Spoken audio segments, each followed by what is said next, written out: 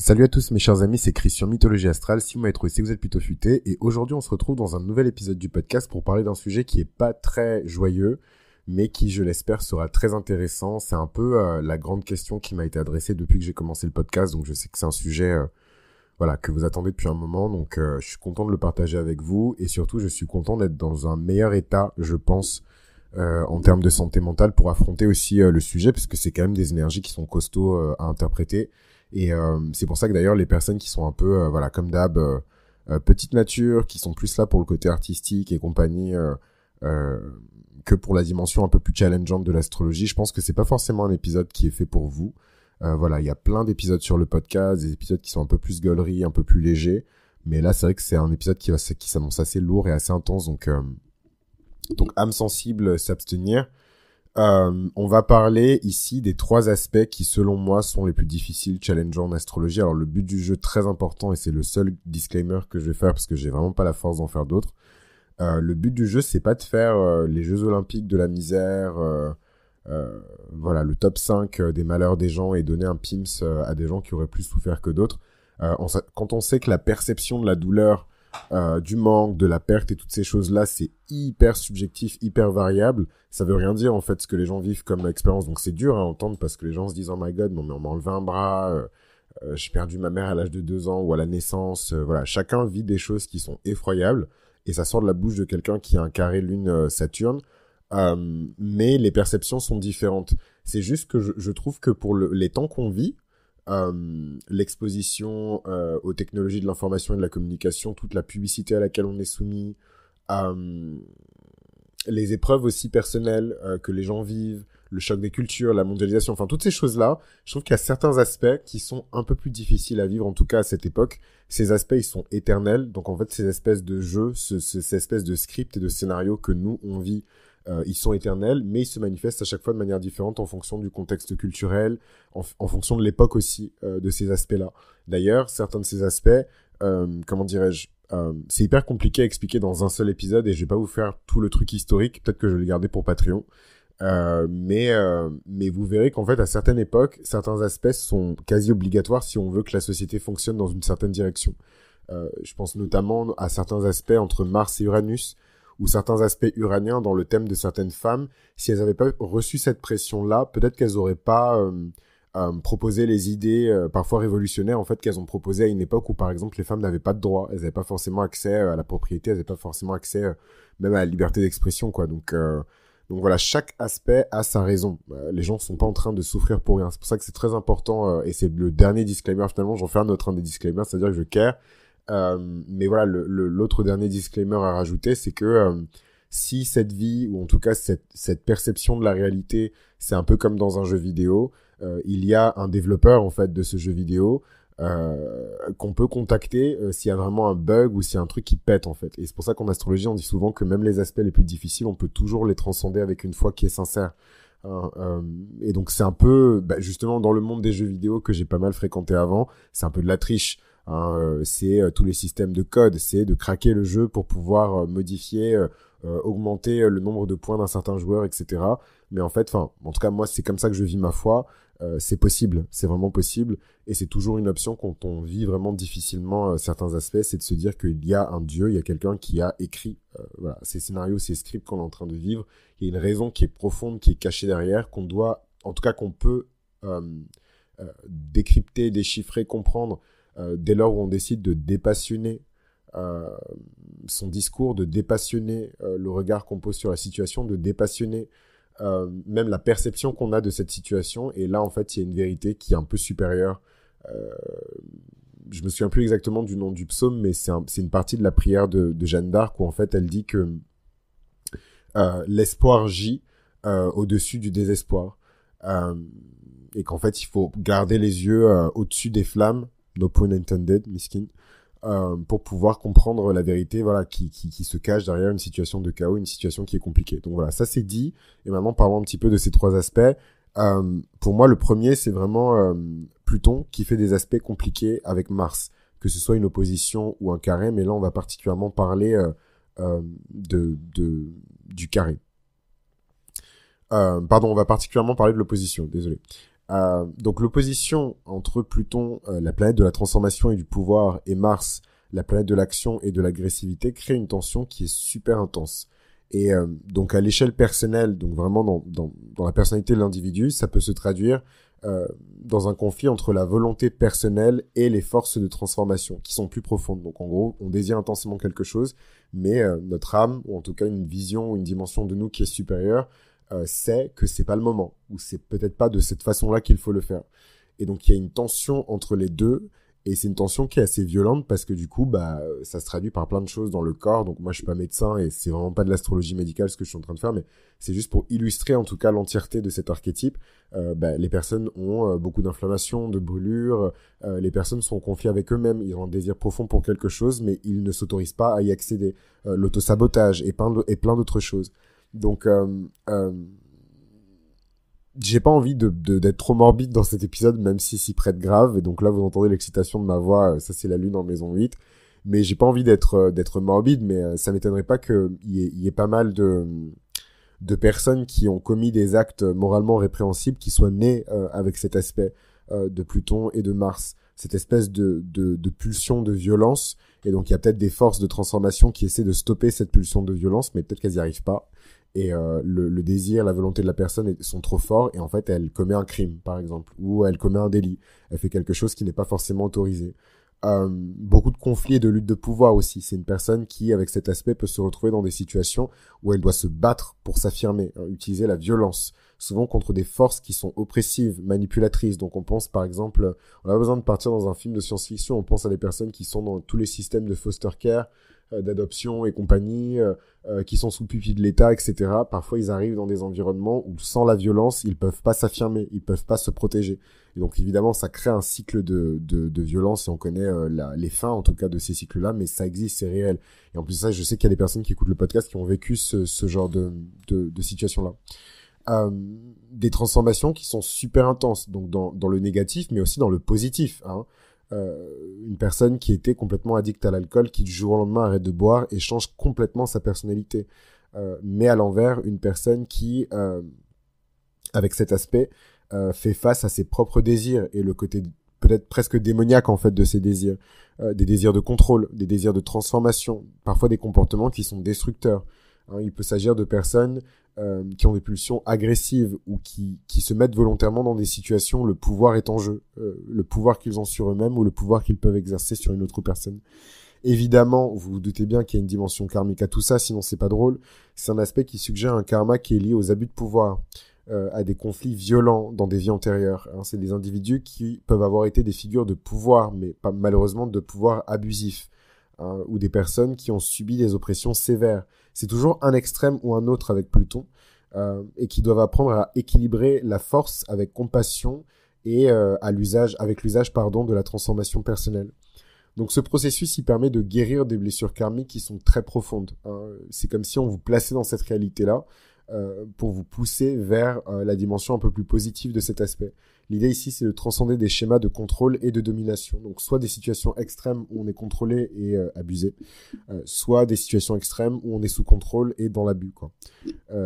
Voilà. Et donc, ça peut paraître un peu ésotérique de considérer la dimension karmique en fait de cet aspect, mais moi en tout cas clairement, et je pense que je suis pas seul dans cette assemblée, ça m'a aidé à accepter beaucoup d'aspects de mon thème, de se dire en fait que si on intègre la dimension karmique, il y a un pourquoi en fait à cet aspect. C'est pas juste un aspect qui est posé là. On cherche à se demander pourquoi.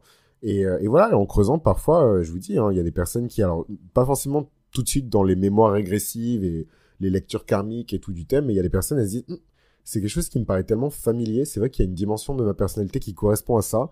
Et effectivement, ce truc-là m'empêche d'accéder à cette dimension-là de moi-même, quoi. Le deuxième aspect que je trouve vraiment compliqué, et j'en ai déjà parlé pour les personnes qui suivent le podcast et tout sur YouTube, j'ai pas mal posté dans l'onglet communauté, notamment un témoignage de ma propre expérience de cet aspect, parce que je suis né avec, c'est le Saturne en carré ou en opposition avec la Lune. Moi, c'est un carré pour ma part, pour d'autres personnes, c'est l'opposition. C'est violent, donc à l'échelle individuelle, le carré ou l'opposition entre Saturne, la planète de la discipline, des limitations, et la Lune qui régit les émotions et les besoins émotionnels, c'est l'un des aspects les plus difficiles en astrologie. Et donc évidemment, je suis biaisé de ouf parce que je suis né avec cet aspect, mais j'encourage, je sais qu'il y a quelques astrologues qui m'écoutent, à partager votre avis puisque vous avez analysé les thèmes aussi, hein, et ce type d'expérience, c'est vachement apprécié. Vous savez très bien que Mythologie Astrale est aussi connue pour les témoignages que les personnes partagent aussi sur le podcast. Donc n'hésitez pas, les astrologues qui écoutent, à donner aussi votre expérience de l'interprétation de cet aspect pour pouvoir enrichir notre connaissance sur cet aspect. Mais voilà, c'est un aspect qui crée de fortes tensions entre les besoins émotionnels et les réalités du monde extérieur. Hein, donc j'ai déjà donné des exemples personnels, mais si je devais zoom out et donner des exemples un peu plus généraux, c'est un sentiment de solitude émotionnelle. Donc une personne avec cet aspect peut ressentir un manque de soutien émotionnel ou un sentiment de déconnexion par rapport à ses propres besoins émotionnels. Donc c'est accentué en plus si la lune se trouve dans un signe d'air. C'est déjà des lunes qui sont pas très expressives, ou en tout cas qui savent pas très bien gérer les émotions. Cela peut mener à des périodes de profonde solitude ou de sentiments de rejet de la part de l'extérieur. Beaucoup de défis dans les relations familiales, c'est un aspect qui est souvent lié à des difficultés avec des figures maternelles ou féminines, hein, ou à des attentes rigides ou des structures émotionnelles strictes qui peuvent empêcher l'expression libre des émotions. Donc souvent, c'est des personnes qui vont naître avec un parent qui n'est pas présent émotionnellement, ou alors qui ne répond pas aux besoins émotionnels de l'enfant. Et donc vous savez déjà ce que je pense de ces sujets-là. J'ai beaucoup partagé à ce sujet-là, notamment sur Patreon, sur la responsabilité. En fait, un parent n'a pas qu'une responsabilité légale par rapport à un enfant, il a une responsabilité émotionnelle. Et moi, je pense que c'est vraiment des choses qui devraient même être posées dans la loi. Et je pense que ça dissuaderait plein de gens de faire des gosses, quoi. Enfin bon, vous savez que j'ai Saturne en maison 5 et vous savez déjà ce que je pense de ce sujet, mais je suis curieux d'avoir votre avis sur ces questions-là. Et évidemment, sinon c'est pas drôle, c'est un aspect qui a une dimension karmique. Donc c'est un aspect ici qui va indiquer un karma qui est très lié aux relations familiales difficiles et à des responsabilités émotionnelles qui sont non résolues des vies passées. Et donc attention, c'est le moment où j'arrive avec un énorme seau rempli de glaçons et que je le jette sur la tête des personnes qui sont nées avec cet aspect. Mais cet aspect-là peut montrer l'abandon d'un parent ou l'abandon d'un enfant dans une vie passée. Hein, les individus peuvent avoir été négligés ou avoir négligé d'autres personnes sur le plan émotionnel et du coup, elles payent dans cette vie-là, ce karma-là, et elles doivent apprendre à trouver la stabilité émotionnelle en eux-mêmes. Voilà. Et en fait, ça me fait rigoler parce que moi, en tout cas, je trouve que la lecture karmique de cet aspect, il m'a donné énormément de paix avec moi-même. Évidemment, j'ai Saturne en 5, donc je me suis toujours posé plein de questions sur ça. Oh my god, et si j'avais abandonné un enfant dans une vie passée? Moi, je pense pas. Mais who knows, en fait, on n'a pas... personnellement, j'ai jamais fait c'est marrant parce que je fais des lectures karmiques aux gens, mais je suis jamais allé creuser dans cette direction-là. Je pense que je suis pas forcément prêt. Et voilà. Et la sagesse, sans prétention aucune, c'est aussi faire ça, quoi. Se dire qu'en fait, on n'est pas forcément prêt pour quelque chose, ou on va le faire plus tard. Donc travailler sur cet aspect permet beaucoup de choses. En revanche, il permet de libérer des blocages émotionnels karmiques, également de développer une plus grande maturité émotionnelle chez l'individu. Et moi, je rajouterais que évidemment, il y a une dimension transgénérationnelle, surtout du côté de la mère avec cet aspect. Et donc moi, je pense aussi qu'il y a plein de gens qui sont nés en portant aussi des dettes karmiques de la lignée matrilinéaire, en mode voilà, j'accepte dans cette lignée d'être la personne qui va naître et qui va porter des responsabilités qui sont les miennes, mais aussi des responsabilités qui ne sont pas forcément les miennes, et résoudre tel problème, quoi. Et il y a plein d'auteurs qui écrivent sur ces sujets-là. Moi, mes deux préférés, c'est Liz Green et comment elle s'appelle? Je l'aime trop. Elle a écrit Contrat Sacré, et j'ai oublié son blaze, mais en tout cas, elle a écrit Contrat Sacré. Si vous cherchez, vous allez retrouver son prénom. Et ouais, et généralement, en fait, on signe ces contrats d'âme par amour. Hein, c'est vraiment par amour, voilà, par amour, par loyauté, ou par rapport à d'autres contrats d'âme qui ont été signés avant. Mais voilà. Et faut garder à l'esprit aussi que c'est pas des choses qui sont éternelles, et que, comme je vous l'ai dit, une foi sincère peut aussi permettre de briser ces contrats d'âme.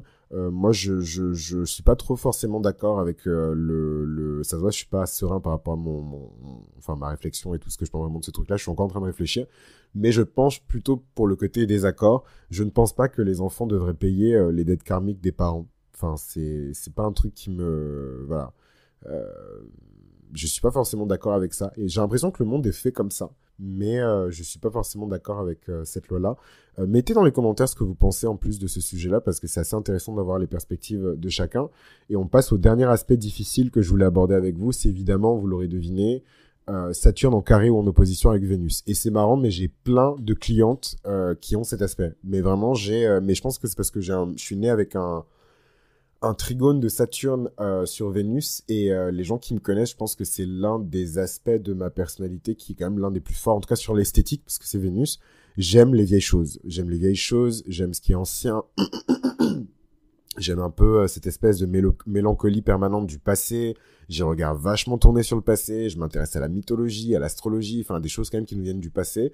C'est vraiment un trait qui m'est caractéristique. Et je sais pas si c'est spécifiquement ça, mais je sais que j'ai une grosse partie de mes clientes, souvent des femmes, mais aussi des hommes, qui ont cet aspect-là de Saturne en carré ou en opposition avec Vénus, et qui me posent beaucoup de questions et qui viennent me parler, mais enfin c'est fou, ils viennent me parler de dynamique relationnelle, de perception, de désagréments évidemment dans le couple aussi, de difficultés aussi à se mettre en couple. Beaucoup de personnes aussi qui ont Saturne en maison 7 qui viennent me parler, mais même dans mon entourage, beaucoup de personnes qui ont Saturne en maison 7. Enfin bref, c'est un aspect qui est chiant. Voilà, vraiment clairement, je pense que c'est un aspect qui est chiant pour les gens, ça les énerve, ça les frustre, et c'est le rôle de Saturne en fait. Et si vous suivez la logique des deux aspects qu'on a vus avant, il y a une raison karmique en fait à ça, et on va le voir juste après, les exemples personnels. Donc dans les exemples personnels, on a la difficulté dans les relations amoureuses. C'est souvent des personnes qui, avec cet aspect, ont des difficultés à exprimer leurs sentiments ou à maintenir des relations qui sont saines. Voilà. Et les relations peuvent être marquées par des sentiments de froideur, de rejet ou d'inadéquation. Voilà. Et donc c'est facile à calculer. Saturne est en clash avec Vénus, les deux ne sont pas d'accord. Vénus a son standard de qualité, de réciprocité, d'équilibre, de loyauté, d'harmonie, de paix. Saturne a un standard d'utilité, de rigueur, de respect des responsabilités. Donc c'est pas compliqué de combiner les deux archétypes. Il faut que j'arrête de dire ça parce qu'en vrai c'est pas compliqué pour moi. Je pense à voix haute, c'est pas compliqué pour moi, mais c'est compliqué pour certaines personnes. Mais vous voyez, je vous accompagne dans ma réflexion pour que vous aussi vous arriviez à réfléchir par vous-même sur ces trucs-là. Mais si on combine les deux, tout de suite on a plein de situations qui résultent de ça. Donc des mariages de raison plutôt que des mariages d'amour. Des divorces qui peuvent être violents, donc on cherche à garder le moindre centime, le moindre truc. C'est des divorces d'ego, c'est pas forcément des divorces qui sont utiles aux enfants. Des clashs évidemment qui vont impacter les relations respectives de la personne Saturne et de la personne Vénus. Donc beaucoup de défis financiers et de valeurs personnelles. Souvent c'est les deux qui sont en clash, hein. Vénus, la valeur personnelle, la dignité, la confiance en soi, le sex appeal. Et de l'autre côté, Saturne, le succès, les finances, la stabilité, le prestige, l'honneur. Et donc, vous voyez, c'est quand même des choses qui... on se ziote quand même des deux côtés. Oui, la valeur personnelle, mon estime de moi, c'est important, mais le prestige, l'honneur, voilà. Et pour certaines personnes, c'est compliqué de choisir entre les deux. Et il y a beaucoup de clashs et de défis par rapport à ça. C'est un aspect qui peut indiquer des difficultés parfois dans la gestion des finances et des ressources personnelles, avec des périodes de restrictions financières ou des sentiments d'insécurité par rapport à la valeur personnelle. Donc pas besoin on peut donner un exemple. Ça peut être une personne qui vient vraiment d'un milieu modeste et qui va épouser quelqu'un qui vient d'un milieu qui est très aisé. Et donc toutes les dynamiques de tension avec la belle famille, de manque de confiance en soi par rapport à des origines modestes, etc., qui peuvent se poser. Évidemment, il y a une dimension karmique à cet aspect, sinon c'est pas drôle. Et c'est un aspect qui suggère un karma qui est lié à des relations amoureuses ou financières difficiles dans des vies antérieures. Et j'adore. Alors, c'est peut-être un côté un peu sadique. J'aime bien vanner les belles personnes, mais c'est parce que j'ai beaucoup d'affection pour les belles personnes. Donc pretty privilège, tout ça, parce que ça me fait marrer de debunk des trucs par rapport à leur Vénus, leur machin, leur truc.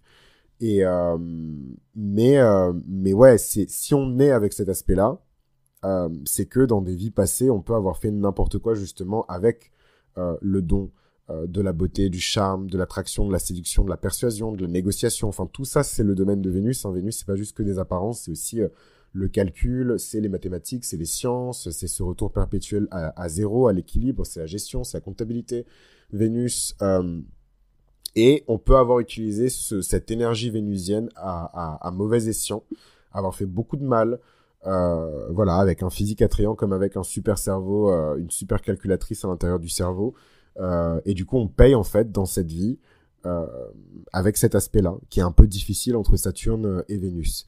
Moi, ce que je trouve beau, c'est qu'évidemment, cette pression que Saturne exerce sur Vénus, évidemment, ça crée encore plus de beauté. Donc, nous, on adore.